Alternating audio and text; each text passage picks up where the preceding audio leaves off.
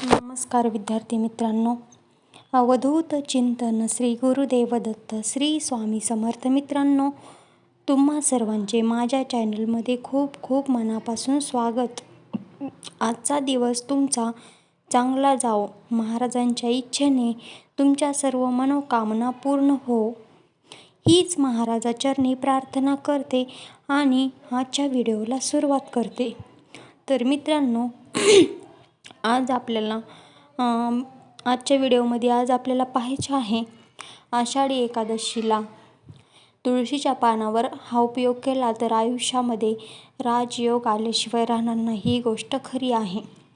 तर देवशैली एकादशी, महाएकादशी या विविध नावांनी ओळखली जाणारी सगळ्यात मोठी एकादशी यावर्षी 17 जुलै 2024ला प्रगट होत आहे.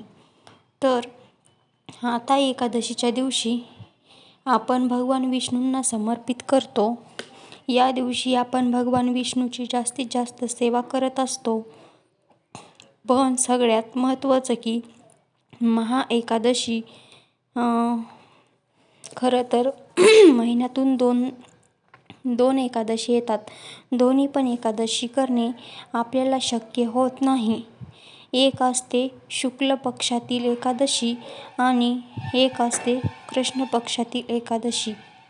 तर दोन्ही पण एकादशी करणे आपल्याला शक्य होत नसल्यामुळे आपण ही आषाढी एकादशी सर्वात मोठी एकादशी मानली जाते.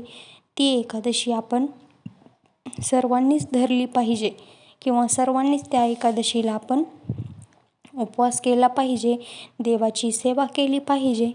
तर आपल्या सर्व मनोकामना भगवान श्री विष्णू पूर्ण करतील.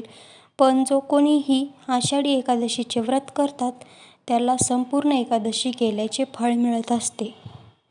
तर मित्रांनो, कारण ह्या दिवसात चतुर्मास सुरू होतो आणि ह्या एकादशीला भगवान श्री हरी योग निद्रेतून जातात, ते झोपेतून उठतात.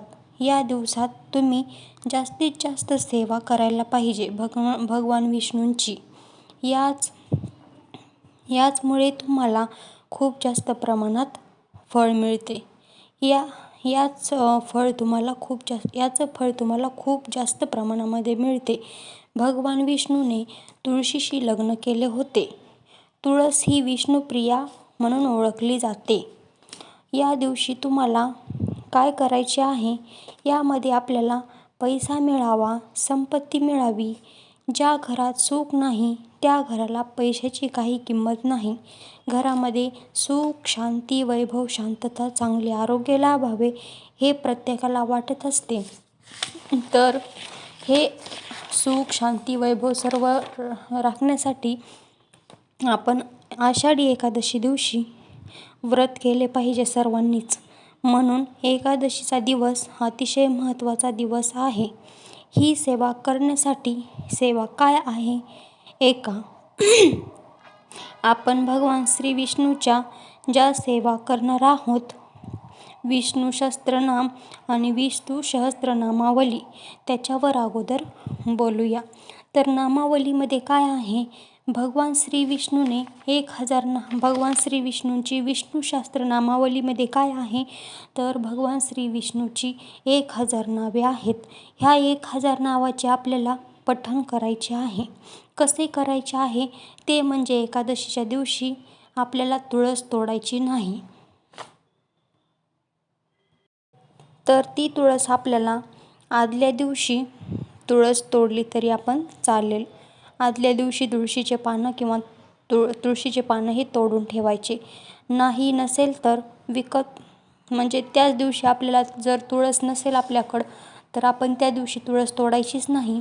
तर आपण नसेल तर विकत फुलाच्या दुकानातून आणायची आहे. 1000 तुळशीपत्र मिळाले तर अतिशय उत्तम.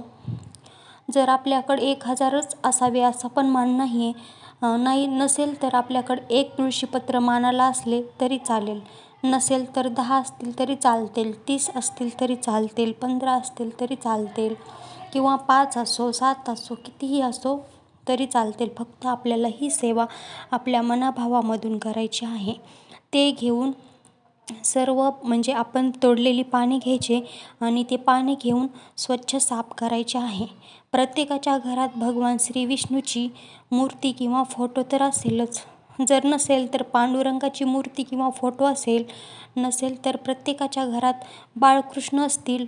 बाळकृष्ण नसतील तर महाराज आपले श्री स्वामी समर्थ महाराज तर आहेत, कारण ते प्रत्येकाच्या चराचरामध्ये महाराजच आहेत.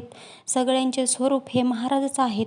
तुमच्याकडं कुठल्याही देवाचा फोटो किंवा मूर्ती तर असेल तरी चालेल. तर तुम्हाला काय करायचे आहे, भगवान श्री विष्णू सहस्त्रनामावलीमध्ये 1000 नावे आहेत. त्या 1000 नावाचे तुम्हाला आषाढी एकादशीच्या दिवशी पठण करायचे आहे. तर पठण तुम्ही दिवसभरात कुठल्याही वेळेमध्ये करू शकता. असं काही नाही की सकाळीच करा, दुपारीच करा. तर तुम्हाला ते पठण दिवसभरामध्ये कुठल्याही वेळेमध्ये करू शकता. एका बैठकीमध्ये तुम्हाला सर्व पठण करायचे आहे. असं करायचं नाही की आता थोडे 5 नावे नंतर 10 नावे, असं करायचं नाही. एकदा जर पठण करायला बसले तर 1000 नावे संपून टाकल्याशिवाय आपण देवासमोरचं उठायचंच नाही. तर 1000 पठण नावे एकदा संपूर्ण सर्व करायचे आहे. पठण करत असताना काय करायचं, एक तुळशीपत्र घ्यायचं आणि त्याचं एक नाव घेऊन नमहा म्हणल्यावर त्याच्या भगवान श्री विष्णूंच्या चरणावर किंवा तुमच्याकडे जो तुम्ही ज्या फोटोची पूजा करताय किंवा मूर्तीची पूजा करताय त्यांच्या चरणावर हे तुळशीपत्र अर्पण करायचे आहे. म्हणजे आपण जर समजा एक नावाचं पठण केलं तर एक तुळशीचं पान घ्यायचं आणि भगवान श्री विष्णूचं एक नाव घ्यायचं आणि ते तुळशीपत्र आपण भगवान श्री विष्णूच्या किंवा जी मूर्ती घेतली त्याच्या चरणावर आपण अर्पण करायचं आहे. जर आपल्याकडे 5च तुळशीचे पानं असतील तर 5 नावे घेऊन ठेवून पुन्हा तेच पानं परत हातात घ्यायचे आणि परत नावं त्याच्या समोरचे घ्यायचे आणि तेच पानं नंतर भगवान श्री विष्णूच्या किंवा जे फोटो असेल त्याच्या किंवा मूर्तीच्या समोर चरणावर अर्पण करायचे आहे. 1000 तुळशीपत्र नसतील तरी काही नाही, 10 असतील तरी उत्तम, 5 असतील तरी उत्तम. फक्त आपल्याला ही सेवा आपल्या मनोभावे करायची आहे. मनोभावे सेवा करणं हे खूप महत्त्वाचं आहे. ही अतिशय उच्च कोटीची सेवा मानली जाते. आषाढी एकादशीच्या दिवशी आपण हे जर 1000 नावे जर भगवान विष्णूचे केले तर ही सेवा अतिशय उच्च मानली जाते. ही सेवा अतिशय उच्च कोटीची मानलेली आहे. त्यामुळे माता लक्ष्मी प्रसन्न होतील. तुमच्या घरात भरपूर लक्ष्मी येईल, पैसा येईल, भरभराट येईल, सुख समृद्धी येईल. म्हणून ही सेवा तुम्हाला अवश्य करायची आहे. तुम्ही करून बघा यावर्षी. तुम्ही खरंच म्हणताल, ज्या घरामध्ये भगवान श्री विष्णूंची सेवा केली जाते त्या घरातून माता लक्ष्मी कधीही जात नाही. मासिक धर्मामध्ये ही सेवा तुम्हाला करता येणार नाही. हे खूप मोठं हे आहे की जर तुमचा मासिक धर्म चालू असेल तर ही सेवा तुम्ही केलेली चालणार नाही. ही सेवा कोणीही करू शकतं. जसे की विधवा महिला करू शकतात. असं नाही की ही सेवा ह्यांनीच करायची त्यांनीच करायची. तर ही सेवा विधवा महिला करू शकतात, पुरुष करू शकतात, महिला करू शकतात, कोणीही करू शकतं. जर तुम्हाला मासिक धर्म आलेला असेल तर तुम्ही तुमच्या मुलांना सांगा ही सेवा करायला. तुम्ही यूट्यूबला विष्णू सहस्त्रनामावली टाका तर तुम्हाला भगवान श्री विष्णूची 1000 नावे येऊन जातील. तर ही सेवा तुम्ही अत्यंत प्रभावीपणे छान करा. मग तुम्ही यूट्यूबला एकूण ह्यांची भगवान श्री विष्णूची नावे घेऊ शकता. जर तुम्हाला वाचता येत असेल तर अतिशय उत्तम.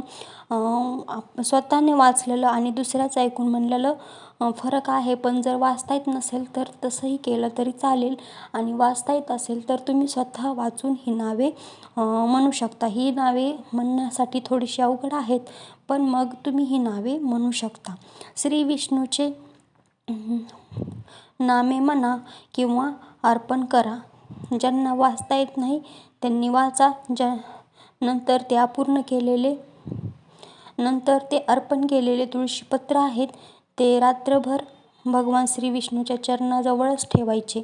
ते लगेच पूजा झाल्या उचलून घ्यायचे नाहीत, तर ते तिथेच ठेवायचे आणि अर्पण केलेल्या तुळशीपत्रातून एक तुळशीपत्र घ्यायचे आपण आणि आपल्या तिजोरीमध्ये ठेवायची. आपली लक्ष्मी भरभराट सर्व चांगलं होईल. तर अशा प्रकारे आपण आषाढी एकादशीच्या दिवशी आपण ही प्रभावी सेवा केली तर खूप चांगलं आपल्या घरामध्ये राजयोग आल्याशिवाय राहणार नाही. त्यामुळंच आपण ही सेवा करायची. म्हणूनच अशा प्रकारे मी हा व्हिडिओ थांबवते. तर ही सेवा तुम्ही नक्की करून बघा. तर श्री स्वामी समर्थ महाराज मित्रांनो, श्री स्वामी समर्थ.